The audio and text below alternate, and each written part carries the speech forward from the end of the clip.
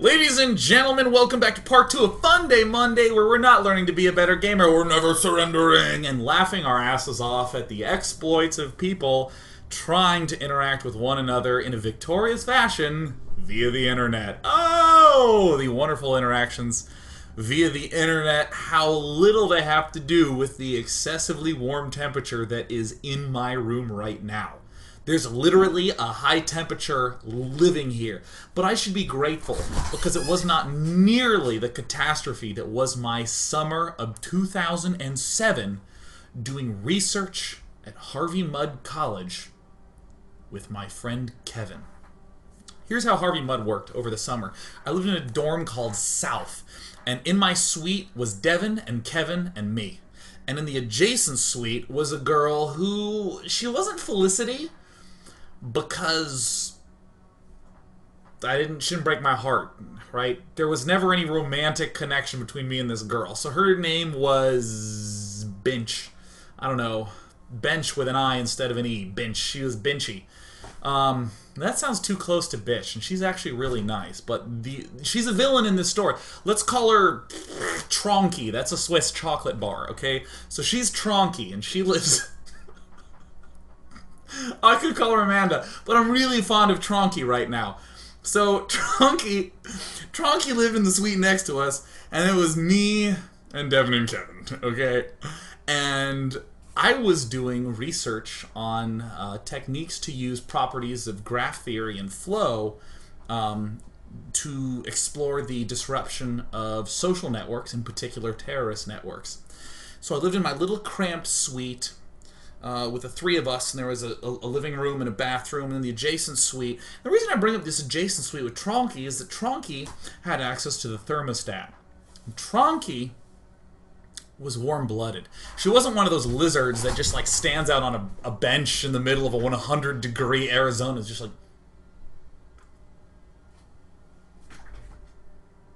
You know those lizards? The one that just sunbathe? Yeah, Tronky liked it a reasonable temperature, so she would turn it down low. She would turn it down way, like, frigid. Now there's this, here's a principle that I think a lot of people do not understand. A lot of things that are like, there's a lot of things that are like, temperature-based, that don't actually help if you go past it. Because a lot of people want it to be 68, so they're like, oh dude, I'm going to set it to 60, so it'll get to 68 faster. It doesn't work like that. It's a constant cooling, right? It's like with the oven. If you need to set it to 400 degrees, you set it to 400 degrees. You don't set it to 450. In the same way that if I want to get it up at 8, I don't set my alarm for like 8:30 to really get up at 8, because it's way past 8 o'clock isn't going to come sooner because I set it for fucking 8:30, right? So Tronky would set it to 50 degrees because the designers of this thermostat were insane and wanted to make sure you could burn as much money as humanly possible on this thermostat by these people who psychologically think that 68 is going to come faster if we set it to 50 with a constant rate of cooling. So she'd set it to 50 degrees. So I would be in my room. I'd be in my room and I'd have my blanket in there and I'd be like in bed, and then at like 6 a.m. I would just go and like wake up because I was so cold. My body was waking me up to say don't freeze to death, quickly get somewhere warm. And I would like take a hot shower and just like shiver in the hot shower. And I would work from my room while doing this summer research project. I wore socks and shoes and long pants with a shirt and a sweater and an overcoat and gloves with the fingers cut out so I could type. What? Who wears gloves indoors? I wear gloves indoors with a hat on. Now, you might think that 50 degrees is not nearly enough to wear all these things. You did not live in the suite next to Tronky. I would actually have my gloves and my hat and all my stuff, be shivering and working, and then I'd go out into the 110-degree LA weather to get the free coffee that was at the student center, and everyone thought I was crazy, but me and Kevin remember. That's what I'm talking about, Kevin. He and I would come out and shiver buddies. We would like hold our bodies close together like people dying in the wilderness for human warmth. Because it was so cold. Then you know what happened? We started to confront Tronky. Tronky, keep the heat up. Set it to 65. Well, it's hot in my suite. It's hot in all of California, Tronky. Keep it at 65. That way I can at least process. And one day I went into Tronky's room. She had the suite to herself. No one else there over the summer except for her. And I looked at the grate in her room, and rather than there be a grate with slits where the air could come out, it was a metal plate, because no one in maintenance thought that anyone was living there over the summer. So in fact, she was getting no air from her decision-making at the thermostat, and Kevin and I appropriately shivered our asses off for a month and a half. I was so cold that summer. Then she called maintenance and got it fixed, and it was like 71. It was like very fine. Every bit of this story is true, except for me and Kevin like huddling up for human warmth. We would never do that. We're bros. So we're gonna head up into this game where we're gonna ask ourselves the very reasonable question, the very understandable question: what happens if two people are doing Funday Monday? Here we go! Here we go! Atlantic spawning in the top right position. He loads on up. And in the bottom right hand position, Jono loads on... Nope, he just floats on up. Nope, he loads on up. Where will they go? Good luck, have fun, says Atlantic. Jono says good luck. Better monitor the watchtower, because we got nothing better to do.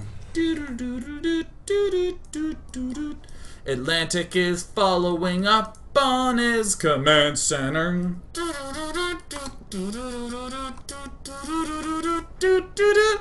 Pause. Once upon a time there was a man named Jono who could see this much, and his enemy Atlantic who could see this much, but little did they know they were about to make eye contact. Uh-oh! We're at 1 minute and 32 seconds. Look at the difference that 10 seconds can make. And suddenly, fuck, says Atlantic. Jono, how do you react, Jono? I think you know what day it is. Oh, dat banter.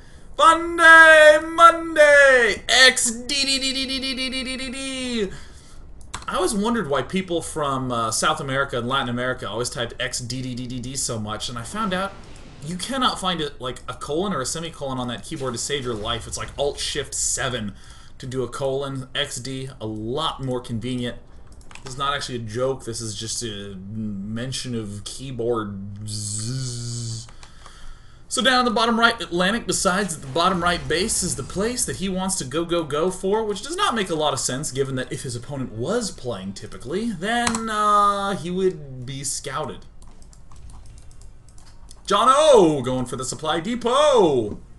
His enemy is not. Ah, yes, getting supply depot up. I'm always a fan of seeing these types of interactions, whether they're going to do something weird or unusual. I think Jono is doing the expected unusual response. I'm going to go for double barracks, just to make sure I have enough ground presence early.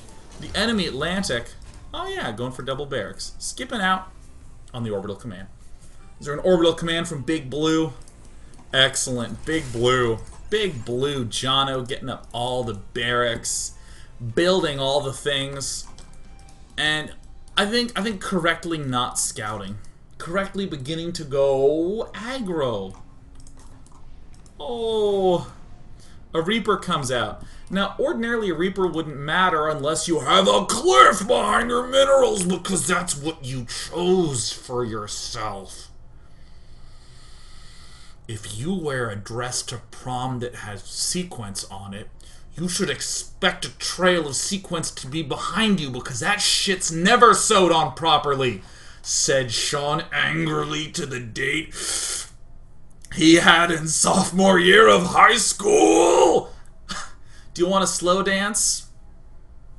As long as you want to not be sparkly anymore, puts the hands on. I have to scratch my head.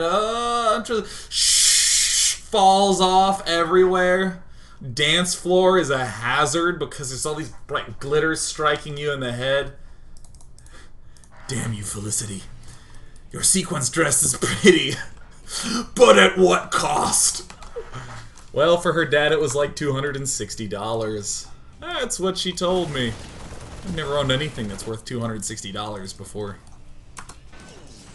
So Atlantic. Moving up. Jono! Assault. Failure. But of course, assumptions, Atlantic. There's a base right by the base that you presume is the correct base. John, you know, Atlantic walling himself off. I think it's a reasonable decision. I think there's nothing horrifically wrong with that. However, everything about this game has a lot of horrific wrongness to it. Time to begin stim from Jono. Oh my god, the Reaper. Oh my god, we're not mining anymore. Oh, what a disaster. The floor, it looks like a disco ball unraveled. Where's our workers? Oh my god, long range, relocate. No, build another base. I'll never understand. Jono with the scan and snack. There it is. Breaking through the enemy. Oh, we don't mind. Hurts badly. For half a second. And then all is over. Nothing more appropriate than our sacred letters of StarCraft 2. With a little bit of kiting, a little bit of re-expanding, and a Reaper, I think, returning home. Where is that Reaper? Is it dead? Look, dudes, it's dead. Good game. Wow, says Jono. He can't even believe it. I won a game. Of course, this is not nearly as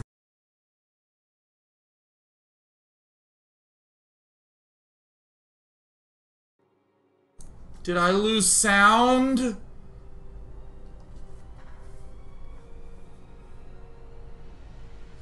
I don't want to lose the sound. Ah, sound's back. Very good. Oh, yes. Once upon a time. Let's see here.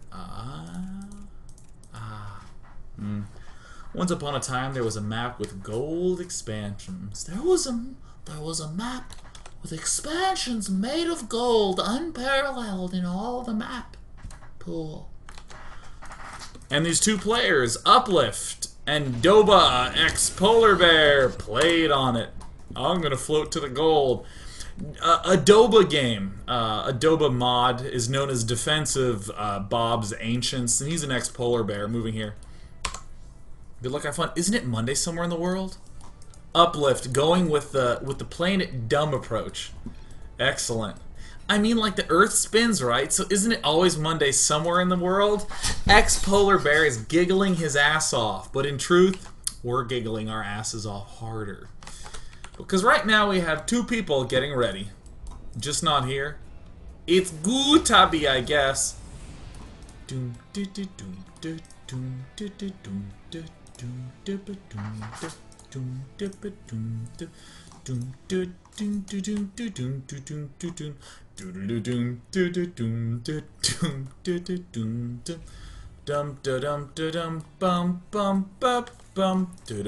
I present to you, ladies and gentlemen, a premise significantly more compelling than most chick flicks released right now. Take that, chick flick watchers. Ooh, dagger in the heart. Oh, unbelievable. Wow, yep. I absolutely bet that the idea of you both showing up at midnight to the same donut shop with no one in your lives accepting the fact that you enjoy gluten, that sounds so compelling. That sounds like the foundations for a relationship, doesn't it? Doesn't it? In the next 90 minutes, we're going to see the uncanny story of two people who are, at a base level, horrible in all ways, shapes, and forms for one another. Stay together until the very end. When they break up... Look, I've done this rant before, but I need to do it again. Do we do this on Funday Monday? I'm pretty sure we did it on Funday Monday. I don't care. I'm going to tell you about this. Here's the thing. Ow. Ouch. Bit my tongue. Here's how chick flicks work, okay? Let me explain to you the premise of chick flicks and why they are oh so different from real life. In real life, you're dating someone who's pretty good, who's pretty great, who's probably very nice, and you have a lot in common because otherwise you wouldn't have dated them. Unless you're an idiot. And of course, everyone's an idiot at some point in their lives. In fact, most people I know who had dated no one when they went to college dated the first person that they met who reciprocated feelings. You like me back? A miracle! The other conditions I have are... do you have a pulse? Yes? Good, we're dating. That's the end of the list. It's a one-item list. Let's be together forever. Yay! And then, as you get older, you end up dating people who are, by and large, pretty great. Because most people are actually pretty nice and understanding and reasonable.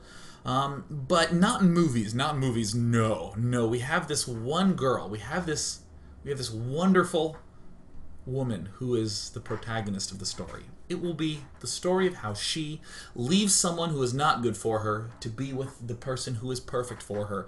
It starts off and it lets you know what kind of woman she is. She is the most beautiful woman in the entire world. She's a successful entrepreneur, having started an extremely successful multi-million-dollar business.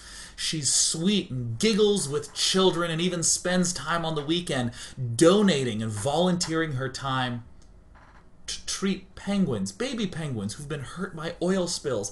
She has that philanthropic attitude. She's witty, she's sweet, she's gorgeous. She is Felicity. She's perfect. She's dating an uneducated, alcoholic douchebag who's unemployed, who like spends all day playing darts at the bar, and when she shows up to drive his drunk ass home, he punches her right in the kidney, and she's like, "Ugh!" And he's like, "Pay for my tab, baby," and all his bros high-five her, and you're like, oh my god, how are you even together? At what point did this great person date this jerk? How did this happen? And so the movie begins with her like peeing blood in a stall, and she's like, oh, poor me, how does this happen to me? But she doesn't break up with him, does she? No, no, no. The protagonist of the chick flick, whether it be guy or girl, stays with this horrible human for like 80 minutes of this film. And this is what happens. Here's how it works, right? She goes home, you know, she's a bunch of work to do, you know, she has to get her work done for the week because she's going to the penguin shelter this weekend, and the damn faucet doesn't work, so she calls a plumber, and this plumber shows up. Ripped. Gorgeous. White t-shirt. A little bit up, so you can see that thing, that muscle that goes along over the hip bones because his abs are so tight you could play him like a xylophone. He's sexy and he's sweet, and when he smiles, like sunlight reflects off his teeth into her heart, and she feels the warmth there. And he's like, oh, don't worry, I'll take care of this faucet, it happens all the time. And she says some stressed out comment, and he makes a joke that eases her muscles and gives her the feeling of endorphins. But before he begins fixing that faucet, he says something like, is there any chance you can watch over my baby penguin? I couldn't bring him to the shelter today, so he's been along the ride to work with me. And it's that moment that she goes, oh my god. And then for 80 minutes we have to endure them not being together. They both love baby penguins! I don't understand how I watch so many of them and get them gripped until the very end. And it's never the protagonist says, geez, I shouldn't date an asshole. I should date someone who's nice. Never once. There has to be some appalling incident like this dart playing drunk guy decides to snap a baby deer's neck at a wedding, and it's just everyone's like, oh, like so appalled that she like finally leaves him. And there's even that moment in the chick flick where she's walking away. She's recently broken up with this baby deer neck snapping douchebag. She's tears start to well up in her eyes, and then a little penguin walks around the corner. Whack, whack, whack. And the plumber comes out after him, come on back here, you little guy. And then they look and make eye contact, and he smiles, and the rays of angel sun go into her eyes and her heart, and she goes, maybe this is too exaggerated to the point where I've actually lost the point of all this. But like the premises of these stories don't make any sense, damn it. And this moment between ExxPolarBear and Uplift really resonates with me. We got a lot to get through today, jeez. Wow, that was a good story. Once upon a time, ExxPolarBear and Uplift. decided to get together and make awesome. Alright, cool. Yeah, that's what I'm talking about. I wonder where you are. Says ExxPolarBear, hi! Oh, look at this, there's a scout down there who's found absolutely nothing. There's a cancel. Well, these workers seem relevant to the fight. Who's gonna win? Team Red or Team Blue? Happy Monday. You too! This is the typing of two players who know exactly how to spell but are a little bit too involved in the situation to hit the backspace key.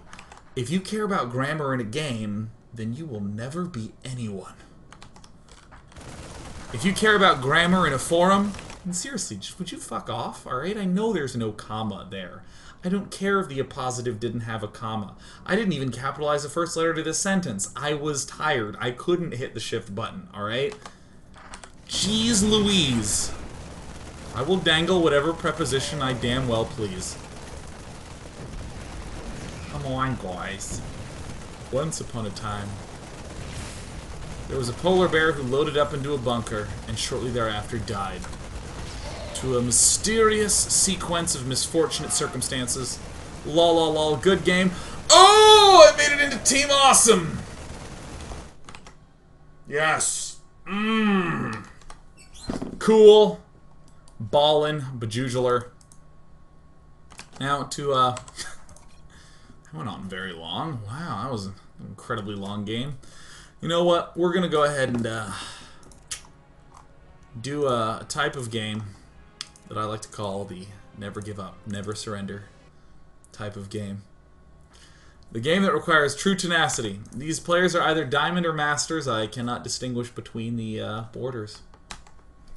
Once upon a time, there was Arev's antihero.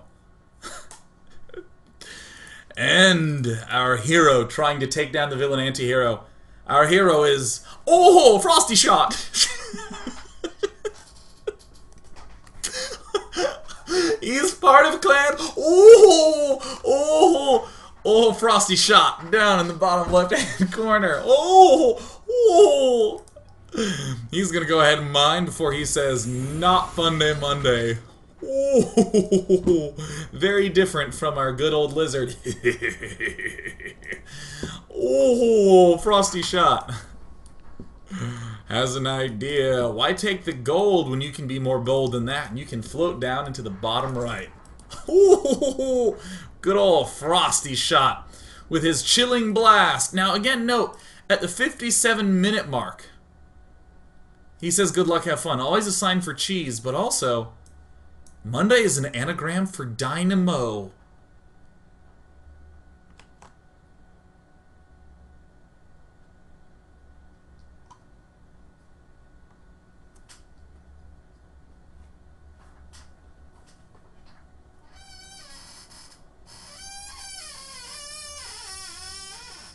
But wait a minute, that means that...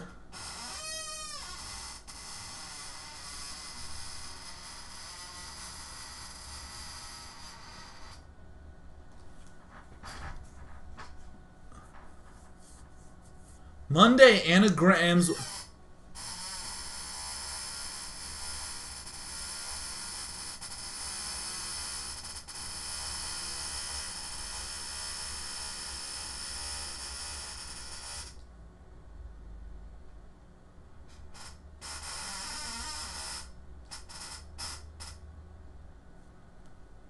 Alright, so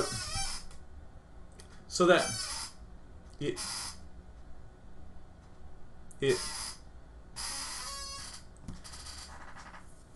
That's amazing. It anagrams with dynamo.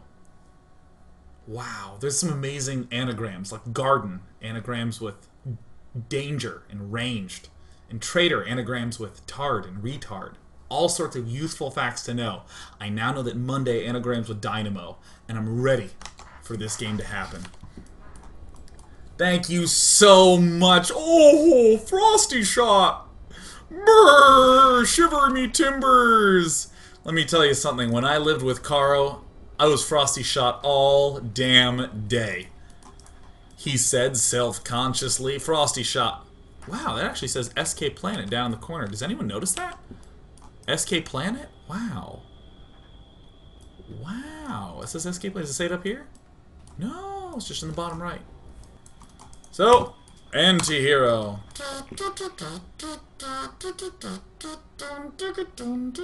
Overlord in the mid! Overlord in the mid!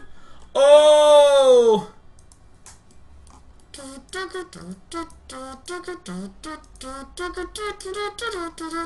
Early expanding, because if he doesn't have a base in his base, then he probably has a base somewhere else, a base that's behind. FrostyShott gonna go ahead and start on up with his wall off. Alright, cool. Alright, guys. Alright. We gotta have a plan. If we're spotted, we need to have a way to wiggle our way out of it. MacGyver always did, but we don't have any paper clips in Starcraft 2. Paper clips are not a mechanic. Neither are rubber bands. So anti-hero. Uh-oh. Uh-oh. Uh-oh. We've been found out. We've been found out. Frosty, kill. Destroy the intruder. Alright. Alright. Plan B. Execute Plan B. Quickly. Alright. He can't tell them anything if he doesn't come back. That's it, Frost. Oh my god. Okay, so he's gonna make a wall off. No, he's gonna... This is not a waste of time. Think about it. Okay, mind games. If he didn't see our initial main, we build the bottom right and he spots us, we're just gonna go somewhere else. Sometimes you only need a plan B. Alright, cool. We already have everything mined up. Start to mine him up. Okay.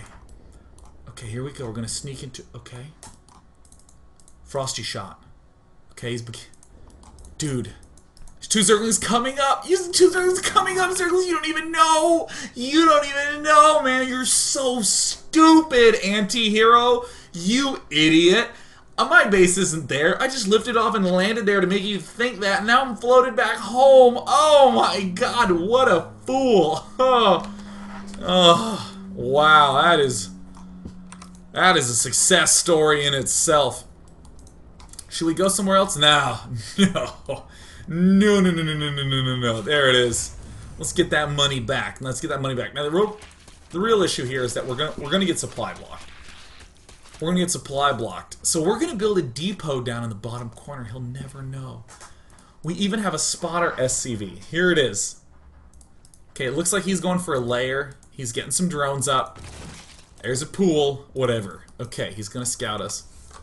Alright, we've been spotted. We've been spotted. Uh-oh. I don't know what this is. I can't explain this. I can't explain that. Dude, it's like the tide of the moon. Tide comes in, tide comes out, man. It just doesn't... You can't explain it. It doesn't make any sense. Oh. And... But there's no base here. You can't explain that. Can't explain that. Just think about it. Look at this. Look at this. Look at FrostyShott's. Look at these ninja reactions. This is good. This is so good. This is amazing. Alright, here it is. Here it is. Look at the reaction time. Zergling with the SCV. FrostyShott immediately lifts lightning speed. There is no base here. He just sees hints of a base. Seriously, man, this is like finding Prothean artifacts. This half-built refinery, what does it do? Why is it so advanced? Oh my god. My mind is seriously fumbling in ignorance, incapable of understanding. Wow. I mean, seriously, why is the moon? I can't explain that. This is... Dude, oh god, anti-hero is just some rudimentary creature of blood and flesh, just touching the mind of, oh, FrostyShott! If you didn't play Mass Effect, then none of this is funny. Oh, ho, ho, ho, ho. In the meantime, a little bit of long-range building. Alright. There it is. There it is. We're mining again. Alright, let's get some gas up. Because we gotta get some Hellions soon. Because once we have Hellions, we get map control. Oh! A worthy reason to celebrate as any. Zergling. No! Oh my god! Oh god, I didn't... Oh... Ah. God. Wow. I mean, I'm glad I established this analogy because, man, this ending was disappointing. Antihero tries to do the slash dance to get some more barracks up.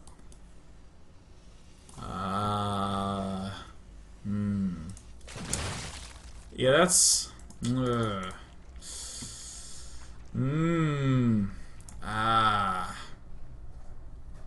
Okay. Okay. It, you know... Well... Yes! Yes! Hang in there!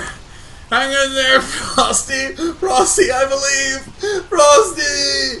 Frosty! The friendly... Oh, snowman!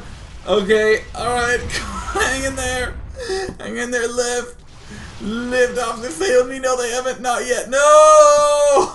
No! Vader, no! Frosty, oh, you had that, man. You had that. You gotta hang in there, man. Never surrender, dude.